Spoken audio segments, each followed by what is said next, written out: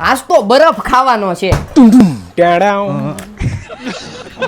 અરે ગાંડા, બરફ ખામાં એના કરતા લાઈવ કેન્ડી ખા. પણ ગામડા જેવો ટેસ્ટ ન થતો ને હું ખાય આમાં. શાંતિ રાખ. ગાડી સ્ટાર્ટ કર. રાધે લાઈવ કેન્ડી માં આલ મારી આરે.